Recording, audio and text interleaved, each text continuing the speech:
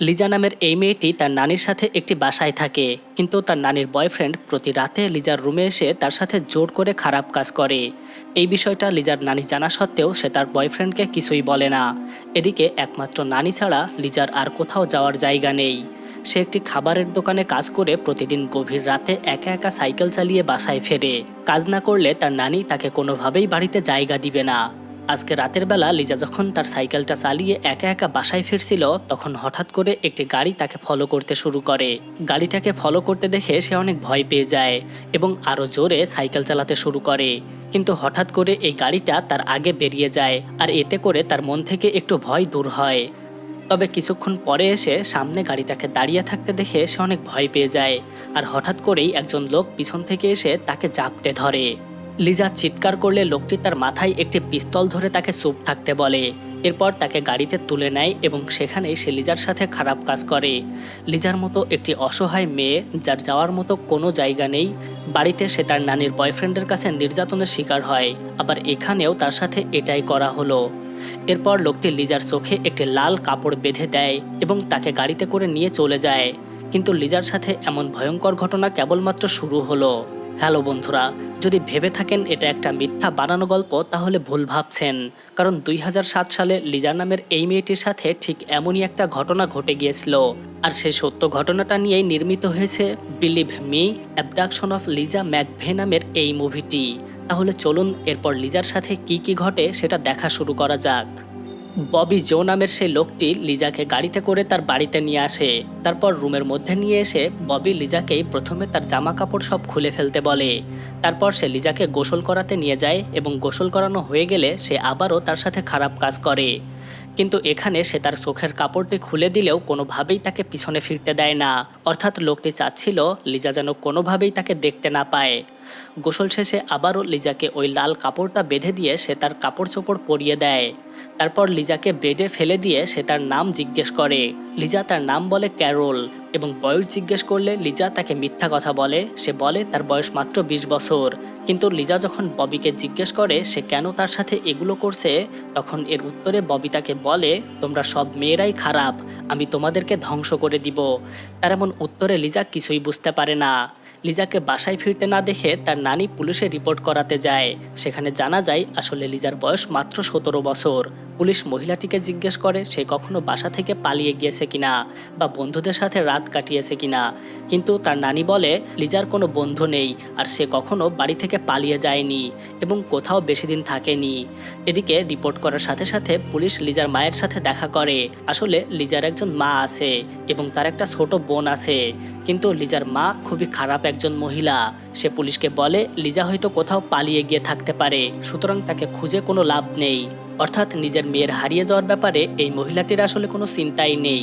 Police তাদেরকে বলে যায় লিজা যদি তাদেরকে কখনো ফোন করে তাহলে তারা যেন পুলিশকে সাথে সাথে ইনফর্ম করে। এদিকে দুনিয়াতে একমাত্র লিজার ছোট বোন লরি তাকে ভালোবাসতো। পুলিশটা চলে যেতে গেলে লরি পুলিশকে বলে লিজা কখনো পালিয়ে যাওয়ার মতো মেয়ে না, আমার মা একজন খারাপ, তাই সে আপনাকে এই সব কথা বলেছে। এদিকে লিজা ববের কাছ থেকে জানতে পারে অনেক আগে একটি মেয়ে তাকে ভালোবেসে প্রতারণা করেছিল, আর তারপর থেকেই ববি কোনো মেয়েদেরকে দেখতে পারে না। আর এ কারণেই মূলত সে লিজার মতো বহু মেয়েকে ধরে নিয়ে এসে তাদের সাথে খারাপ কাজ করে এবং দিনের পর দিন তাদেরকে নির্যাতন করে এবং অবশেষে তাদেরকে মেরে ফেলে। এগুলো জানার পর লিজা তার মুখে হাত দিয়ে তাকে বলে, তোমার সাথে যে মেয়েটি এমন করেছে তার হয়ে আমি ক্ষমা চেয়ে নিচ্ছি, তার মোটেও এমন করা উচিত হয়নি। আমি তোমার মুখে হাত দিয়ে বুঝতে পারছি তুমি অনেক হ্যান্ডসাম এবং ভালো একজন ছেলে। আসলে লিজা লোকটিকে পটানোর চেষ্টা করছিল যাতে করে সে তার সাথে সহজ আচরণ করতে শুরু করে। লিজার এই কথায় অনেকটা কাজ হয়। ববি তার হাতের বাঁধন খুলে দেয়।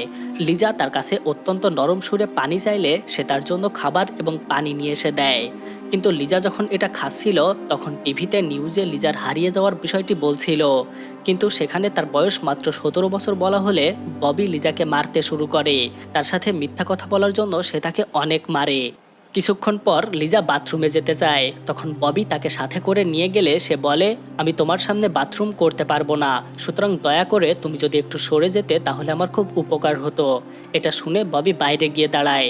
ববি চলে গেলে লিজা আয়নার সামনে দাঁড়িয়ে নিজেকে বলতে থাকে, কোনোভাবেই আমাকে ভেঙে পড়লে চলবে না, আমাকে যেভাবেই হোক এখান থেকে বের হতে হবে।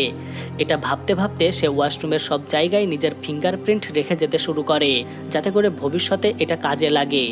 তারপরেই হঠাৎ করে ববি রুমের মধ্যে ঢুকে তাকে ধরে নিয়ে যায়, কারণ তার অনেক দেরি হচ্ছিল এবং সে তার সাথে আবারও খারাপ কাজ করে। এদিকে লিজা যে দোকানটাতে কাজ করত, পুলিশ সেই দোকানে এসে লিজা সম্পর্কে বিভিন্ন রকম তথ্য সংগ্রহ করে। আর এখানেও দোকান মালিকের থেকে পুলিশ জানতে পারে লিজা খুবই একজন রেসপন্সিবল এবং পরিশ্রমী একজন মেয়ে ছিল, সুতরাং সে কোনোভাবেই কোথাও পালিয়ে বা লুকিয়ে থাকতে পারে না। রাতের বেলা ববি যখন তার পাশে ঘুমিয়েছিল তখন লিজা চুপি চুপি উঠে পাশে থাকা ফোনে কল করতে যায়, কিন্তু সাথে সাথে ববি তাকে ধরে ফেলে এবং তার মাথায় গুলি করতে যায়। কিন্তু লিজা বারবার এটার জন্য তার কাছে ক্ষমা চায় এবং সে বলে, আমি শুধুমাত্র আমার বাবার কাছে একটু কল দেব বলে ফোন করতে যাচ্ছিলাম, আমি শুধু তাকে বলতে চাচ্ছিলাম আমি ঠিক আছি, আমার কোনো ক্ষতি হয়নি, এছাড়া আমি আর তাকে কিছুই বলতাম না। কিন্তু ববি কোনোভাবেই তার এই কথা বিশ্বাস করে না। তবে অনেকবার ক্ষমা চাওয়ার পর ববি শান্ত হয় এবং এবারের মতো তাকে ছেড়ে দেয়। লিজা ববিকে বলে, তোমাকে দেখে আমার শুধুমাত্র বারবার আমার বাবার কথা মনে পড়ে যায়, কারণ আমার বাবা তোমার মতো একজন ভালো মানুষ ছিল, কিন্তু কেউ কখনোই তার প্রশংসা করেনি। আমার বাবা অসুস্থ ছিল, আমি তাকে প্রতিদিন ঔষধ খাওয়াতাম এবং তার যত্ন নিতাম, আর এ কারণে আমার বাবাও আমাকে অনেক ভালোবাসতো। আসলে লিজা এইসব কথাগুলোই মিথ্যা কথা বলেছিল, যাতে করে ববি তার উপর কিছুটা দয়া দেখায়। এরপর ববি লিজাকে বিছানায় শুয়ে রেখে খাবার বানাচ্ছিল, আর তখন লিজা কৌশলে তার মাথা থেকে চুল কেটে বিছানার একপাশে রেখে দেয় এবং ববি যখন তার কাছে আসে তখন সে ববিকে বলে, তুমি চাইলে আমাকে তোমার গার্লফ্রেন্ড বানাতে পারো, কারণ আমার তোমাকে অনেক পছন্দ হয়েছে, কিন্তু আমাকে মাঝে মধ্যে বাড়িতে যেতে দিতে হবে, যাতে করে বাড়ি গিয়ে আমি আমার বাবার সেবা করতে পারি, কারণ আমার বাবা খুবই অসুস্থ, আর তারপর আমি আবারও তোমার কাছে চলে আসব। এগুলো বলার পরে লিজা আর কিছুতেই ববিকে বাধা দিচ্ছিল না, সুতরাং ববি স্বেচ্ছায় তার সাথে যা খুশি তাই করতে পারছিল। তার এমন কথাতে ভালোই কাজ হচ্ছিল, অর্থাৎ ধীরে ধীরে ববিও তার সাথে ভালো আচরণ করছিল। বেশ কিছুক্ষণ পরে লিজা বেডে শুয়েছিল আর ববি টিভিতে নিউজ দেখছিল। সেখানে বলা হচ্ছিল, গত 6 মাস ধরে একজন খুনি মেয়েদেরকে ধরে নিয়ে যাচ্ছে, কিন্তু পুলিশ এখনোই তাকে খুঁজে পায়নি। তবে তারা দিনের পর দিন কাজ করে যাচ্ছে এবং লোক সংখ্যা বাড়াচ্ছে এই কেসটা যত দ্রুত সম্ভব সলভ করার জন্য। টিভিতে এই নিউজ শুনে ববি দ্রুত লিজার কাছে আসে এবং সে নিজে জামা কাপড় পরে লিজার হাত বেঁধে দিয়ে সোজা তাকে গাড়িতে তুলে নিয়ে চলে যেতে শুরু করে। কিছুটা পথ গিয়ে সে একটা তেল পাম্পের কাছে দাঁড়ায় গাড়িতে তেল ভরার জন্য। সে যখন গাড়িতে তেল ভরছিল তখন লিজা দরজাটা খুলে বাইরে বের হওয়ার চেষ্টা করলে সাথে সাথে ববি তাকে ধরে ফেলে এবং আবারও গাড়ির মধ্যে বসতে বলে। তারপর তেল ভরা শেষ হলে সে তাকে নিয়ে চলে যায়। আরও কিছুটা পথ গিয়ে সে লিজাকে একটি গাছের নিচে নিয়ে আসে এবং তার মাথায় পিস্তল ঠেকিয়ে তাকে মেরে ফেলতে যায়, কিন্তু লিজা বারবার তার কাছে ক্ষমা চাচ্ছিল এবং বলছিল, বাড়িতে আমার বাবা অসুস্থ, আমাকে ছেড়ে দাও, না হলে আমার বাবা মারা যাবে। লিজার এই কথা শুনে ববি তাকে গুলি করে মারে না, কিন্তু সে বলে, তোমাকে এখন ছেড়ে দেব, কিন্তু তুমি যদি ভুল করেও পুলিশের কাছে আমার নামে রিপোর্ট করাও তাহলে আবারও তোমাকে তুলে নিয়ে এসে মেরে ফেলবো, এই কথাটা মনে রেখো। এটা বলে সে তাকে 5 মিনিট এখানে বসে থাকতে বলে গাড়িটা নিয়ে চলে যায়। ববি চলে যেতেই লিজা নিজের হাত খুলে দৌড়ে পালাতে শুরু করে। তাকে দৌড়ে পালিয়ে যেতে দেখে ববি আবারও তাকে ধরার জন্য গাড়ি নিয়ে পিছু ধাওয়া করে, কিন্তু কিছুটা সামনে যেতেই সে পুলিশের একটি টহলরত গাড়ি দেখতে পায়, আর এটা দেখে তাকে বাধ্য হয়ে সেখান থেকে চলে যেতে হয়, কারণ পুলিশ তাকেই খুঁজে বেড়াচ্ছে। মেয়েটা হাতছাড়া হয়ে যাওয়ার জন্য সে খুবই রাগান্বিত হয়। এদিকে লিজা পুলিশকে না দেখে দৌড়াতে দৌড়াতে সোজা তার নানির বাড়িতে এসে পৌঁছায়, কিন্তু তাকে দেখেই তার নানির বয়ফ্রেন্ড মরিস তাকে মারতে আসে। লিজা চিৎকার করে বলে, আমাকে একটা লোক কিডন্যাপ করেছিল, আমাকে বাঁচাও, কিন্তু তারা দুজনেই কোনোভাবেই তার কথা বিশ্বাস করে না। অনেক কষ্টে ডায়ানা তার বয়ফ্রেন্ড মরিসকে শান্ত করায়। এরপর সে পুলিশকে কল দিতে যায় যে লিজা বাসায় ফিরে এসেছে। ডায়ানা পুলিশকে ফোন দিয়ে বলে, অবশেষে লিজা নিজেকে দেখিয়েছে, সে হয়তো বা কোথাও লুকিয়েছিল আর এখন বাড়ি এসে একটা গল্প বানাচ্ছে যে তাকে কিডন্যাপ করা হয়েছিল। কিন্তু পুলিশ তাকে বলে, আমি লিজার সাথে দেখা করতে চাই, কারণ এটা একটা ইম্পর্টেন্ট কেস। কিন্তু ডায়ানা তাদেরকে বলে কিছুই হয়নি, অথচ লিজা বারবার চিৎকার করে বলে তাকে কিডন্যাপ করা হয়েছিল এবং বারবার তার সাথে খারাপ কাজ করা হয়েছিল। ডায়ানার বয়ফ্রেন্ড মরিস যখন জানতে পারে এখানে পুলিশ এসে তাকে নিয়ে যাবে তখন সে খুব রেগে যায়। এছাড়া ডায়ানা কঠোরভাবে লিজাকে নিষেধ করে দেয় সে যেন কোনোভাবেই বাড়িতে তাকে কিভাবে রাখা হয়েছিল বা তার সাথে কি করা হয়েছিল এগুলোর ব্যাপারে পুলিশের সামনে মুখ না খোলে। পরদিন সকালে পুলিশ এসে লিজাকে নিয়ে যায়। জিজ্ঞাসাবাদের সময় পুলিশ যখন তাকে জিজ্ঞাসা করে যে তাকে ধরে নিয়ে গিয়েছিল সে তার কোনো কিছু জানে কিনা অথবা সে তাকে মেরেছে কিনা, কিন্তু লিজা যখন বলে সে তাকে মারেনি, কারণ সে চিৎকার চেঁচামেচি করেনি, বরং সে যা করতে চেয়েছে তাই করতে দিয়েছে, কারণ সে বারবার তাকে মেরে ফেলার হুমকি দিচ্ছিল আর এ কারণেই সে ভয় পেয়ে গিয়েছিল। পুলিশ তার দিকে সন্দেহের চোখে তাকায়, কারণ একজন মানুষ কাউকে ধরে নিয়ে গিয়ে কিভাবে কোনো আঘাত না করেই তাকে লাঞ্চ খাওয়ায়। লিজার এমন সব কথা শুনে পুলিশও লিজাকে বিশ্বাস করতে চায় না, বরং পুলিশ অফিসার তাকে বলে তোমার নানি আমাদেরকে বলেছে তুমি নাকি এই গল্পগুলো বানিয়ে বলছো। কিছুক্ষণ পর দুইজন মেয়ে ডিটেকটিভ তার কাছে পাঠানো হয়। তারা যখন আবারও তার সাথে কি হয়েছে সেটা জিজ্ঞেস করে তখন লিজা বলে ওই লোকটি আমাকে একটা দোতলা বাসায় নিয়ে গিয়েছিল আর সেখানে যাওয়ার জন্য আমাকে 22টা সিঁড়ি টপকাতে হয়েছিল। কিন্তু লিজার এমন কথা শুনে ডিটেকটিভ মহিলা দুজন অবাক না হয়ে পারে না। তারা বলে কাউকে যখন কিডন্যাপ করা হয় তখন এত কিছু পয়েন্ট আউট করে রাখার মতো অবস্থা তার কি সত্যিই থাকে? তখন লিজা বলে আমি পুলিশকে হেল্প করার জন্য এগুলো খুব ভালোভাবে মাথায় রেখেছিলাম। সেখানে তার সাথে যা যা করা হয়েছিল সেই সব কিছুই লিজা মহিলা পুলিশ দুজনকে বলে, কিন্তু তার এত সব কিছু ডিটেলস জানার পরে ওই পুলিশ দুজনও তার দিকে সন্দেহের চোখে তাকায়।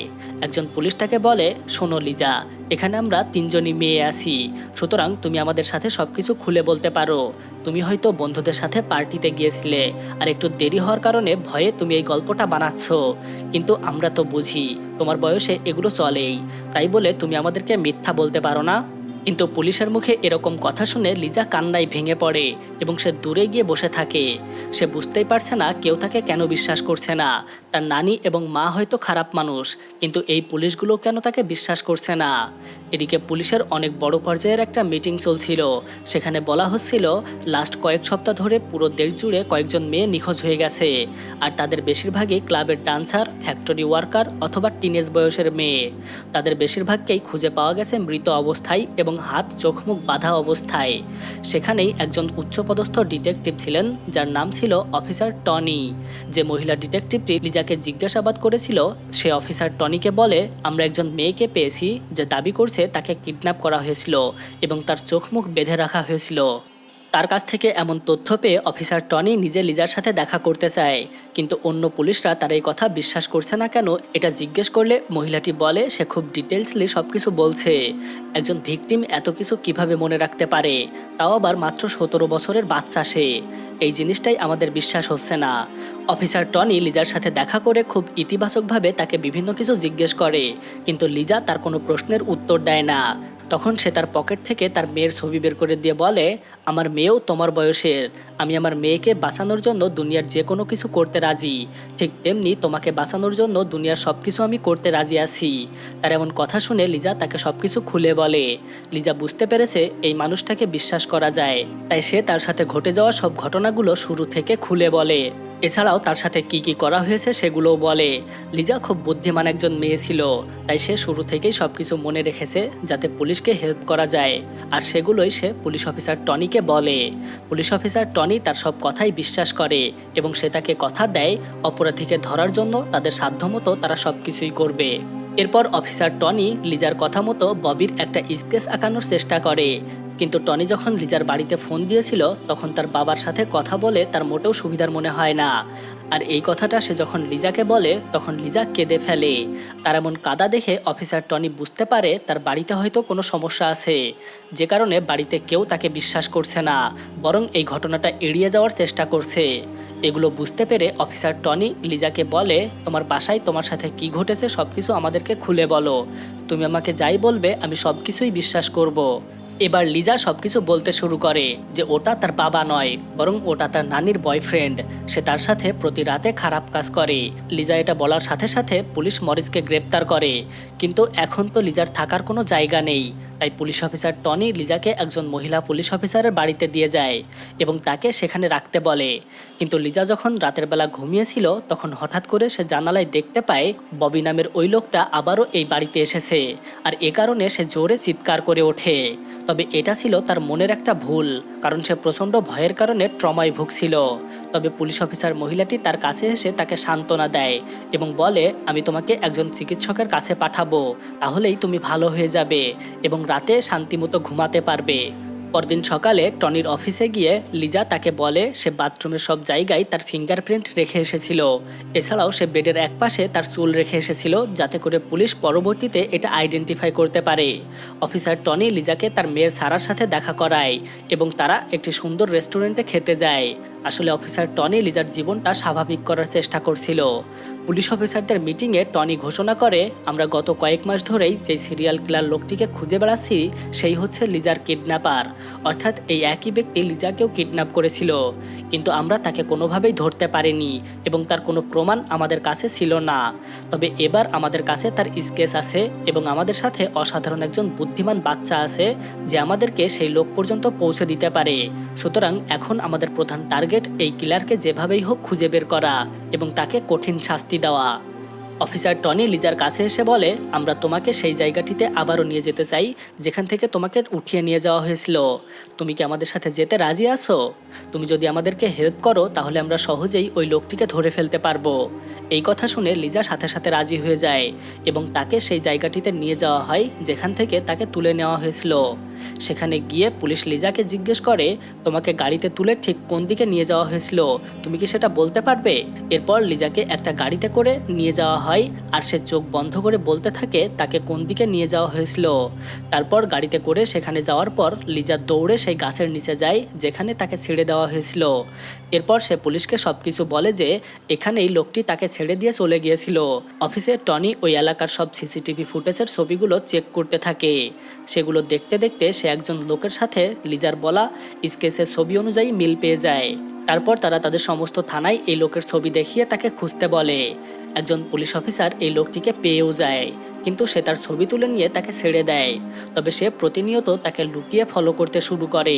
তারা তাকে গ্রেপ্তার করতে পারে না, কারণ তাদের কাছে যথেষ্ট প্রমাণ নেই যে এই লোকটাই সেই লোক যে অনেকগুলো সিরিয়াল কিলিংয়ের সাথে জড়িত এবং লিজাকে এই একই লোক ধরে নিয়ে গিয়েছিল। এরপর লিজাকে অনেকগুলো ছবি দেখিয়ে বলা হয় এর মধ্যে কাউকে সে চিনতে পারছে কিনা, যদিও লিজা কখনো সরাসরি তার মুখ দেখেনি। তবে অনেক চিন্তা ভাবনা করে সে আসল লোকটিকেই দেখায়। লিজার কাছ থেকে কনফার্মেশন পাওয়ার পরে পুলিশ ববিকে গ্রেপ্তার করে। তারা তার গাড়িতে সিটের রক্তের দাগও দেখতে পায়, যেখানে লিজা তার আঙ্গুল কেটে রক্তের দাগ রেখে দিয়েছিল। এরপর অফিসার টনি ববির বাড়িতে যায় সবকিছু টেস্ট করানোর জন্য। তারা যখন সিঁড়ি দিয়ে উঠতে শুরু করে তখন টনি গুনে দেখতে পায় এটা ঠিক 22টা সিঁড়ি আছে এবং এই সিঁড়িতে নীল কার্পেটও আছে। এছাড়াও রুমের ভিতরে গিয়ে তারা লিজার চুল এবং আয়নায় তার ফিঙ্গারপ্রিন্ট খুঁজে পায়। লিজা ঠিক যেভাবে বলেছিল তারা সেভাবেই সব প্রমাণ পেয়ে যায়। পুলিশ যখন ববিকে একে একে 7টি মেয়ের ছবি দেখায় তখন সে সবকিছুই স্বীকার করে নেয় এবং সে বলে ওই মেয়েটাকে ছেড়ে দেওয়ার জন্যই আজ আমার এমন শাস্তি পেতে হচ্ছে। সবচেয়ে ভালো হতো তাকে আমি মেরে ফেলতাম। টনি লিজাকে এই খবরটি দিলে সে কান্নায় ভেঙে পড়ে, কারণ ওই লোকটি 7টি মেয়েকে মেরে ফেলেছে, সে তাকেও মারতে পারত। এরপর তারা যখন বাইরে আসে সব পুলিশ অফিসার তাকে হাতে তালি দিয়ে সম্মান জানায়, কারণ সে অসাধারণ একজন বুদ্ধিমান মেয়ে। এই কেসটা যেহেতু এখন সম্পূর্ণ হয়ে গেছে, অফিসার টনিকে এখন লিজাকে ছেড়ে দিতে হবে। চলে যাওয়ার সময় সে লিজাকে বলে, তুমি চাইলে আমার পরিবারের সাথে আমার মেয়ে হয়ে থাকতে পারো, কারণ তোমার মতো বুদ্ধিমান মেয়ে আমি জীবনে কখনো দেখিনি। তুমি হচ্ছে প্রতি মিলিয়নে একমাত্র একজন মেয়ে। টনির এই প্রস্তাবে লিজা রাজি হয়, কিন্তু তখনই তার আঙ্কেল এবং আন্টি তাকে নিতে আসে, তাই সে তাদের সাথে চলে যায়। তবে যাওয়ার সময় সে পুলিশ অফিসার টনিকে জড়িয়ে ধরে বলে যায়, তোমাকে অনেক ধন্যবাদ আমাকে বিশ্বাস করার জন্য। হ্যালো বন্ধুরা, ভাবুন তো যদি আমাদের দেশেও এরকম পুলিশ অফিসার থাকতো তাহলে প্রতিটি মেয়ের বিচার কত দারুণ সুষ্ঠুভাবে সম্পূর্ণ হতো। বড় হয়ে লিজা পুলিশের একজন বড় অফিসার হয়, আর এটাই হচ্ছে সেই আসল লিজা। হ্যালো বন্ধুরা, এখানেই মুভিটা শেষ হয়। এই মুভিটা যদি পছন্দ হয় তাহলে আমাদের চ্যানেলটি সাবস্ক্রাইব করতে পারেন এমন আরও অসাধারণ সব মুভি দেখার জন্য।